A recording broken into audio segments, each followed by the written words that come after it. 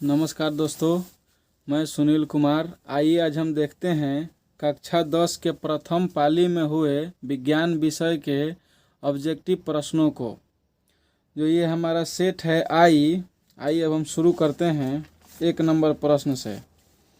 हमारा पहला प्रश्न है, कार्बन हाइड्रोजन से संयोग करके क्या बनाता है, यानी कि यहाँ बनाता है हाइड्रोकार्बन। आइए नेक्स्ट देखते हैं, बोरॉन एवं एल्युमिनियम आवर्त सारणी के किस वर्ग में है, तो ये 13वें वर्ग में है। इसके बाद है, मूत्र का पीला रंग होता है यूरोक्रोम के कारण। इसके बाद है, बाघ उपभोक्ता है तृतीय पोषी स्तर का। अगला है, पित्त रस स्राव होता है यकृत द्वारा। उसके बाद है, मनुष्य, बिल्ली तथा चमगादड़ के अग्रपाद हैं समजात अंग के उदाहरण। उसके बाद हमारा है 7 नंबर में, निम्नलिखित में से कौन पुनरुत्थ भवन का उदाहरण है, यानी कि हाइड्रा हो जाएगा। उसके बाद है, किसी जीव की जीनी संरचना कहलाती है जीनोटाइप। उसके बाद हमारा 9 नंबर क्वेश्चन है कि किस दर्पण की फोकस दूरी चिन्ह परिपाटी के अनुसार ऋणात्मक मानी जाती है, यानी कि अवतल दर्पण यहाँ पे हो जाएगा। उसके बाद 10 नंबर क्वेश्चन है, अवतल दर्पण में आवर्धित काल्पनिक प्रतिबिंब बनाने के लिए वस्तु को कहाँ रखा जाता है, यानी कि फोकस पर रखना पड़ेगा। 11 नंबर हमारा क्वेश्चन है कि प्रकाश के अपवर्तन के कितने नियम है, तो 2 नियम होता है। उसके बाद है कि किसी माध्यम के अपवर्तनांक का मान क्या होता है, यानी कि साइन आई बटा साइन आर होता है। उसके बाद 13 नंबर क्वेश्चन है, लेंस की क्षमता का ऐसा ही मात्रक क्या होता है। ऐसे तो यह डायोप्टर जो मात्रक है व्यवहारिक मात्रक नहीं बल्कि ये मतलब प्रचलित मात्रक होता है, ये है। नेक्स्ट हमारा क्वेश्चन है, अवतल लेंस में आवर्धन m बराबर होता है प्रतिबिंब की ऊंचाई बटा में, या प्रतिबिंब बटा में होता है वस्तु, यानी कि v बटा u।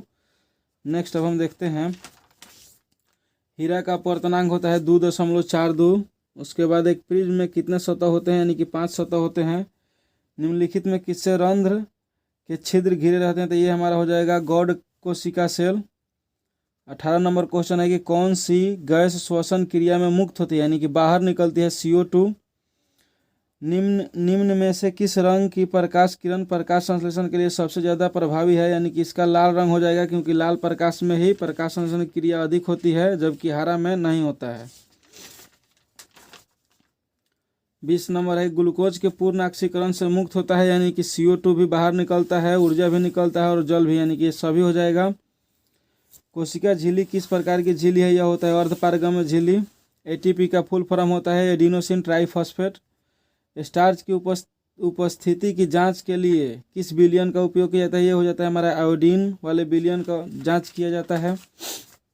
इसके बाद 24 नंबर देखते हैं, प्रकाश संश्लेषण की दर निम्न में से किस कारकों पर निर्भर करती है, तो ये हमारा हो जाएगा प्रकाश के गुण पर और प्रकाश की मात्रा पर, यानी कि A और B दोनों पर।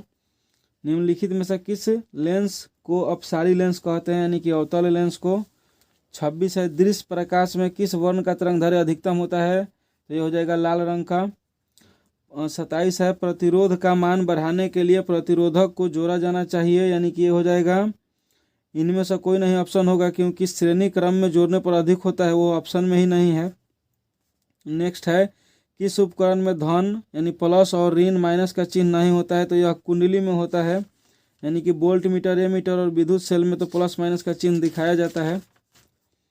नेक्स्ट है 29 नंबर की, एक अभिसारी किरणपुंज समतल दर्पण पर आपतित होती है, परावर्तित किरणपुंज होगा, यानी समानांतर हो जाएगा।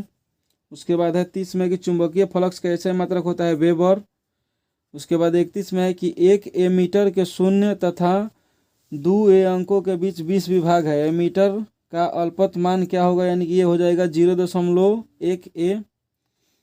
नेक्स्ट है, यदि कई प्रतिरोध समानांतर हो तो उनका समतुल्य प्रतिरोध जो होगा वो प्रत्येक प्रतिरोध से कम होता है।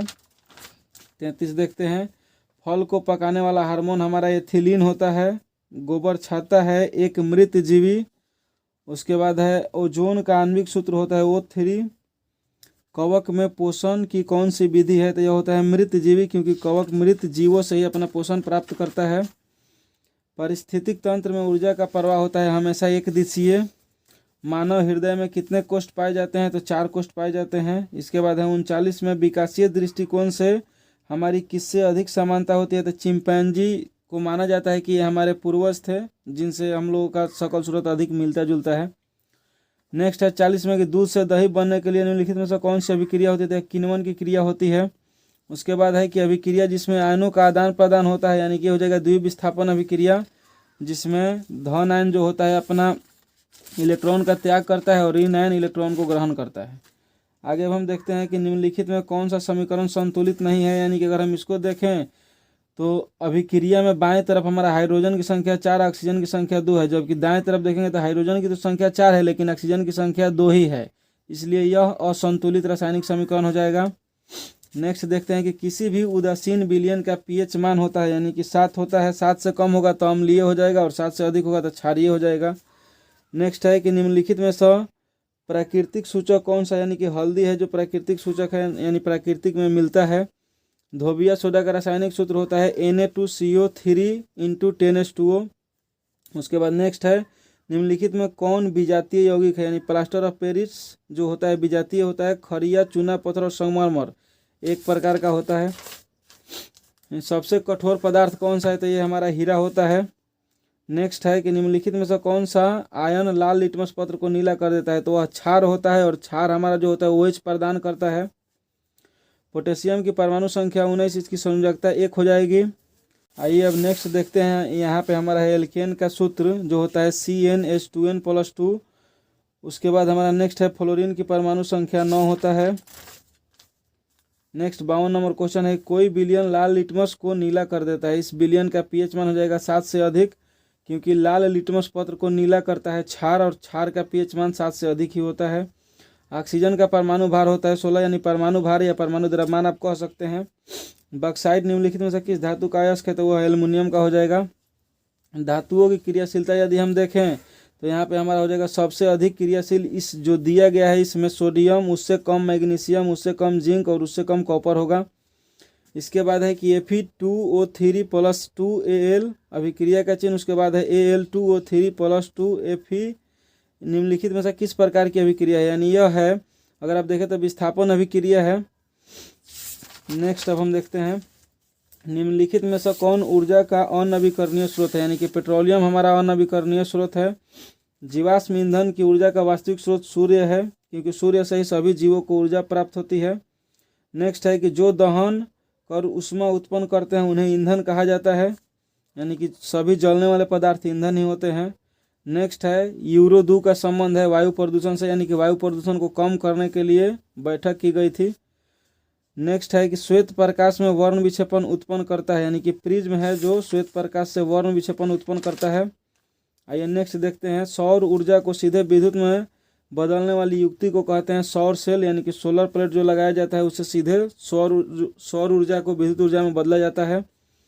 नेक्स्ट है कि निम्नलिखित में कौन प्रबल क्षारक है, यानी कि इसमें हमारा होता है सोडियम हाइड्रोक्साइड NaOH जो प्रबल क्षार होता है। नेक्स्ट है कि शुष्क बर्फ का रासायनिक सूत्र क्या होता है, तो वह होता है CO2।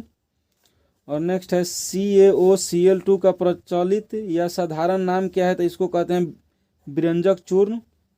उसके बाद नेक्स्ट है आयोडीन युक्त नमक, यानी कि आयोडीन यदि देखा जाए तो यहाँ पे तो है साधारण नमक NaCl लिखा हुआ है और यहाँ पे है KiO3 और यहाँ पे है फिर NaCl के साथ Ki, यानी कि इन दोनों को मिलाकर होता है, हो जाएगा यहाँ पे A और B दोनों, यानी कि C ऑप्शन हो जाएगा। नेक्स्ट अब हम देखते हैं 67 नंबर क्वेश्चन है कि मिश्र धातु जिसमें कॉपर 90% और टीन जो होता है 10% हो तो वह कांसा होता है। अगला है ऑक्सीजन गैस के एक अणु के 2 परमाणुओं के बीच कितने बॉन्ड होते हैं, तो ऑक्सीजन के बीच डबल बॉन्ड होता है, तब बी हो जाएगा। इसके बाद है कि यशद पुष्प क्या है, यानी कि ZnO को यशद पुष्प के नाम से भी जाना जाता है। 70 नंबर हमारा क्वेश्चन है कि उच्च बसीय अम्लों के सोडियम लवण कहलाते हैं, तो साबुन हो जाएगा। उसके बाद नेक्स्ट है 71, निम्नलिखित में से कार्बोनिल समूह का संकेत होता है COOH। आइए अब नेक्स्ट देखते हैं, निम्नलिखित कार्बनिक यौगिकों में कौन सा यौगिक एल्काइन है, यानी एल्काइन के लिए हो जाएगा एसिटिलीन। उसके बाद है रक्त का लाल रंग निम्नलिखित में से किस प्रोटीन की उपस्थिति के कारण होता है, तो यह हो जाएगा हीमोग्लोबिन के कारण। क्लोरोफिल वर्णक का रंग होता है, यानी कि हरा होता है, इसी कारण पौधों का पत्ता भी हरा होता है। दांत का कठोरतम, यानी कि सबसे शरीर का कठोर जो हिस्सा होता है वह दांत का इनाइमल होता है। थायरॉक्सिन हार्मोन के संश्लेषण में किसका होना आवश्यक है? तो आयोडीन का होना आवश्यक है, यानी कि बी नंबर आंसर हो जाएगा। नेक्स्ट देखते हैं, अपघटक का उदाहरण है यानी कवक, जो जीव जंतु मर जाते हैं उन्हें सराग गलाकर खत्म करता है कवक। नेक्स्ट है कि पृथ्वी पर ऊर्जा का मुख्य स्रोत है सूर्य, यानी कि सभी जीवों के लिए सूर्य ही ऊर्जा अच्छा प्रदान करता है। 79 नंबर क्वेश्चन है कि निम्नलिखित में से कौन पर्यावरण का हिस्सा है? तो वायुमंडल, जलमंडल और स्थल मंडल तीनों हो जाएगा, यानी कि डी हो जाएगा आंसर। उसके बाद है 80 में कि एक वन पारिस्थितिक तंत्र में कितने पोषी स्तर होते हैं? यानी कि यहाँ पे हो जाएगा 4। चलिए दोस्तों, यहाँ पे हमारा 80 जो क्वेश्चन है यह कंप्लीट हुआ। यदि आपको वीडियो अच्छा लगा हो तो लाइक करें, अपने दोस्तों के साथ शेयर करें और हमारे चैनल को सब्सक्राइब करें। और यदि आप लोगों को लॉन्ग क्वेश्चन का भी सॉल्यूशन चाहिए तो उसके लिए वीडियो में कमेंट करें, तो हम इसका भी सॉल्यूशन डाल देंगे। धन्यवाद।